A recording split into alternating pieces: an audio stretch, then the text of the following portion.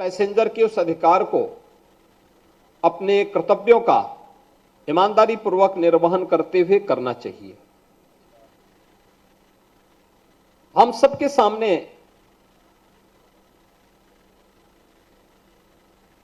सड़क दुर्घटना से होने वाली मौतों के आंकड़े अत्यंत भयावह हैं। अगर एक वर्ष के अंदर मैं उत्तर प्रदेश के ही आंकड़ों को प्रस्तुत करूं तो अत्यंत भयानक दृश्य हम सबके सामने प्रस्तुत करते हैं। मैं दुनिया की सबसे बड़ी महामारी के खिलाफ हम लोगों ने प्रधानमंत्री मोदी जी के नेतृत्व में एक लड़ाई लड़ी। कोरोना महामारी के खिलाफ जो हमारी लड़ाई चल रही थी, दुनिया पस्त थी, अस्त व्यस्त थी। उस सब के बावजूद कोरोना जैसी महामारी को न्यूनतम स्तर पर लाने, जन धन की हानि को रोकने में काफी सफलता प्राप्त हुई। कारण था देश की लीडरशिप। प्रधानमंत्री मोदी जी के नेतृत्व में पूरा देश एकजुट होकर के इस महामारी के खिलाफ लड़ा। परिणाम हम सबके सामने था। और जब आंकड़े हमारे सामने आते हैं तो उत्तर प्रदेश के अंदर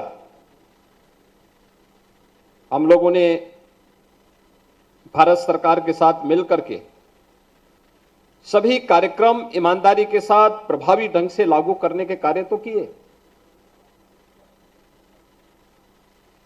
फ्री में टेस्ट की व्यवस्था, फ्री में उपचार की व्यवस्था,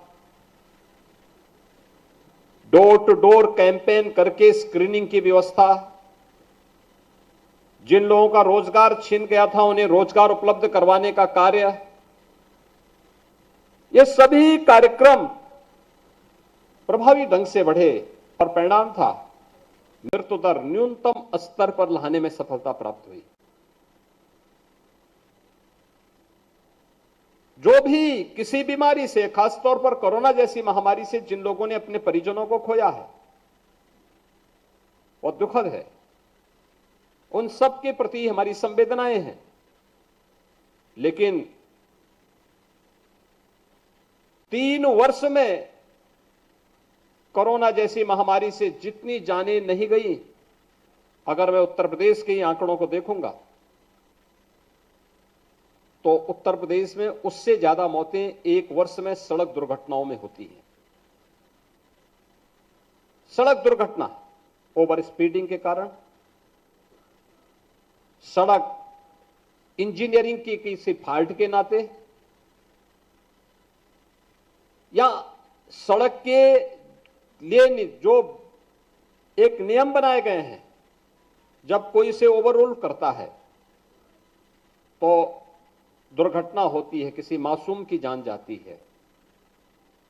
हम सब के लिए यह न केवल यह एक चेतावनी है बल्कि एक चिंता का विषय भी होना चाहिए।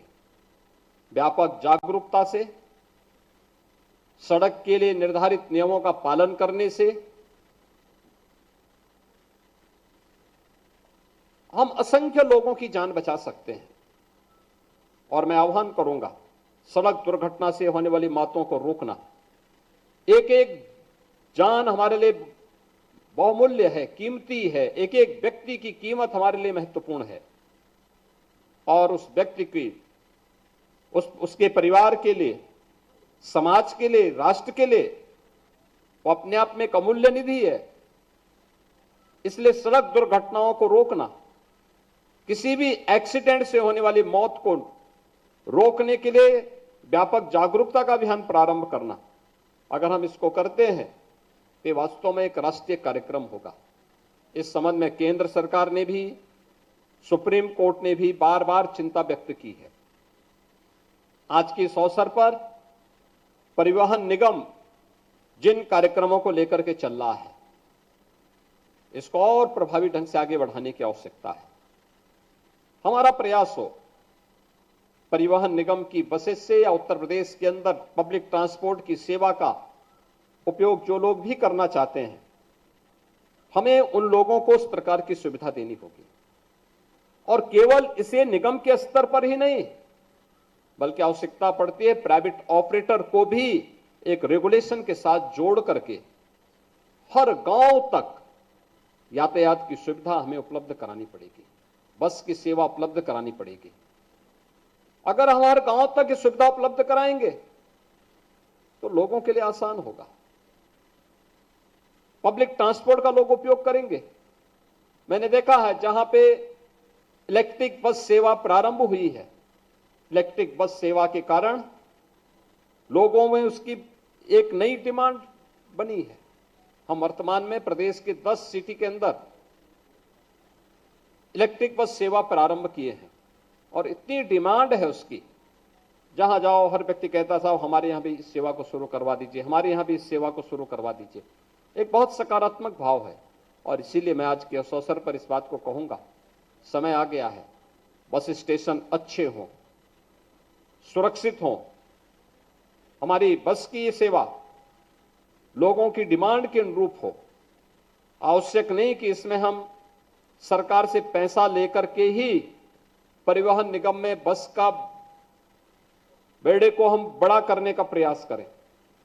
हमारा प्रयास हो परिवहन निगम के मौजूदा संसाधन की अभिवृद्धि तो हो ही, लेकिन साथ साथ प्राइवेट ऑपरेटर को भी इसमें जोड़ करके प्रत्येक गांव को, प्रत्येक शहर को हम बेहतरीन बस सेवा के साथ जोड़ लेंगे तो उत्तर प्रदेश के अंदर दुर्घटनाओं की दर को भी हम और भी, सड़क दुर्घटना से होने वाली मौत की दर को और न्यूनतम स्तर पर लाने में हमें सफलता प्राप्त होगी।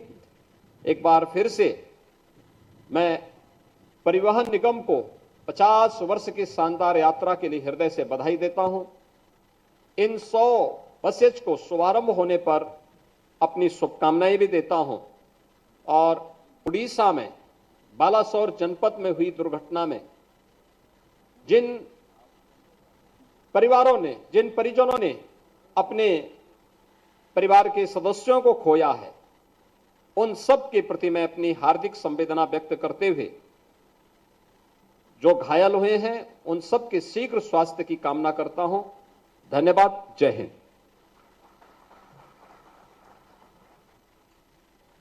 बहुत बहुत साधुवाद माननीय मुख्यमंत्री जी को। और अब धन्यवाद ज्ञापन के लिए श्री एल वेंकटेश्वर लू जी, प्रमुख सचिव परिवहन विभाग।